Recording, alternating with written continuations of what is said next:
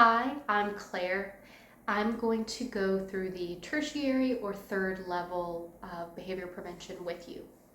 This level focuses on helping children who have violated one of the clear classroom behavior expectations. They may be escalating really quickly or already at that boiling point. Because of this, you as a staff member may now be dealing with behaviors that are unsafe, either to the child themselves or to those around them. And so I'm going to talk to you about 10 total strategies to help you maintain safety in the classroom. The first strategy is to remove dangers in the environment. This could be a huge variety of objects, but might include hard or particularly heavy toys that may be used to hit or throw at someone, anything sharp, pens, pencils, scissors, etc., as well as elevated surfaces that a child may jump or fall off of or push someone else off. The second strategy is to move away from others if possible. Ideally, this would be into a calm and quiet area. It's going to be a lot harder for the child to self-regulate if they're still in that trigger environment with a lot of noise and a lot of people, a lot of overstimulation. Moving away from that area is also going to help you ensure the safety of the other students and the other staff in the main classroom area. The next strategy is to avoid restraining the child until they have posed that clear threat to you, themselves, or others. The next strategy is to delay discipline or reasoning with the child until they have come back down to baseline and are calm.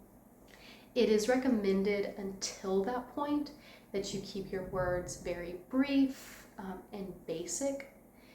The child in this highly aroused, escalated state is going to have a really hard time really understanding and processing what you're trying to teach them.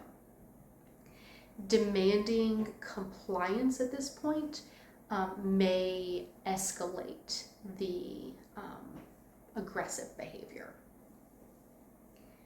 The next strategy is to stand or squat to the side of the child so that your bodies make like an L shape. This is going to communicate a non-confrontational, non-threatening body language to the child. It's also may be beneficial to get down on the child's level so that you can connect and communicate better. It may also put you at greater risk, however, if they are exhibiting aggressive behavior toward you. The next strategy is to take the responsibility of being flexible when the child cannot be. So you may consider, do you need to switch up your strategy or maybe move to a different location? Or is it kind of time to try switching out with another staff member? It's important to remember that the child has very little control, and so get creative in this stage about what is going to work best. The next strategy is very simple but very important, and it's to remember to take deep breaths, keep yourself calm. That's going to set the tone for the child as well, and encourage them to join you in deep breathing if they're willing to connect with you at this point.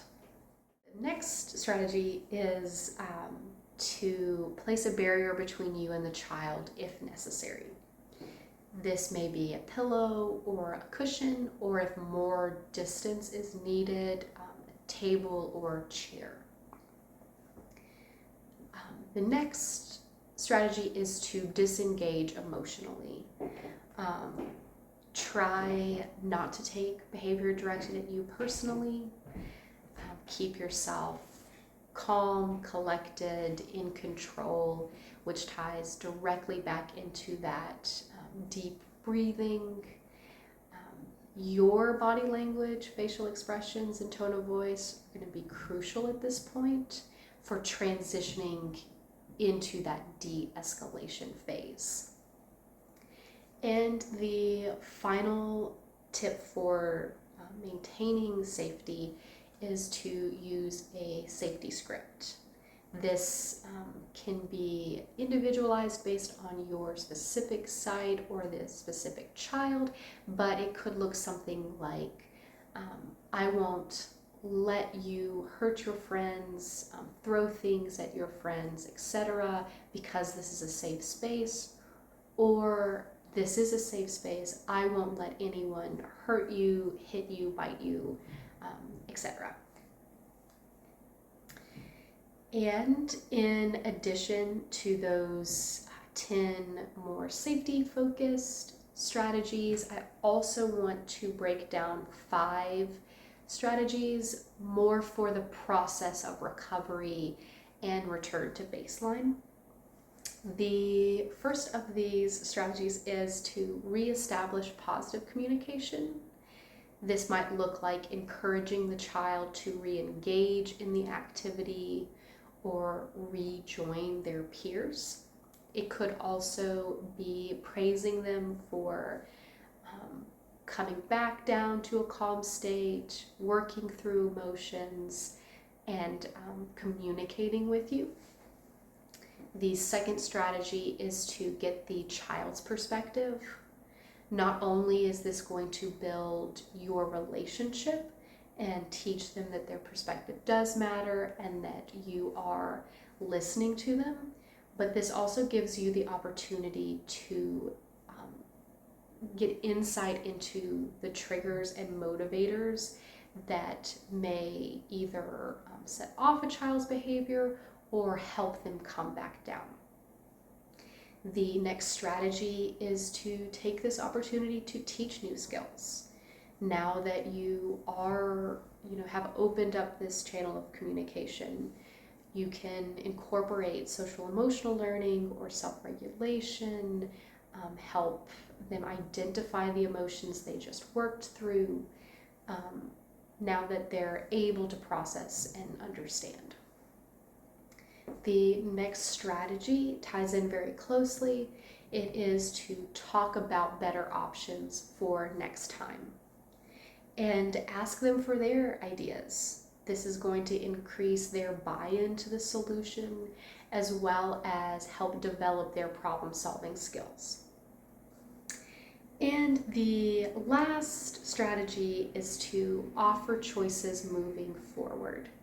This could be giving them the option to sit in a quiet place for a while, join their peers, or stay with you for a little longer.